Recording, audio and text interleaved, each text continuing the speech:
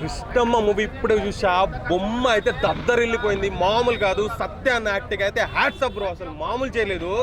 ఎవరికి అనమాట goose bumps వచ్చినాయి కొన్ని పాయింట్స్ అయితే.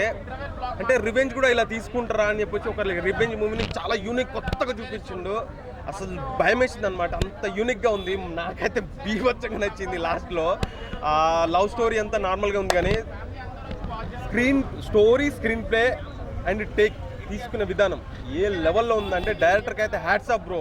అండ్ ఇలాంటి స్టోరీస్ చాలా రావాలి మనకు, ఎందుకంటే చాలా రోజుల తర్వాత ఇలాంటి ఇంటెన్స్ స్టోరీ చూసినా నేను. మన కొరటాల శివ సార్ మినిమం ఆయన స్టోరీ ఏ సినిమా అయినా ఒక లెవెల్లో ఉంటుంది కదా స్టోరీ వర్షన్లో. ఇది స్టోరీ అయితే వేరే లెవెల్ ఉందన్నమాట. ఫ్రెండ్షిప్ గురించి ఎవ్రీథింగ్ నాకు ఎంత నచ్చిందంటే సత్య అన్న అండ్ మన లక్ష్మణ్ అన్న యాక్టింగ్. RX100లో చేసిన ఫ్రెండ్ క్యారెక్టర్ అన్న అన్ని కూడా ఇందులో ఫ్రెండ్ క్యారెక్టర్ చేసిండు లక్ష్మణ్ అన్న.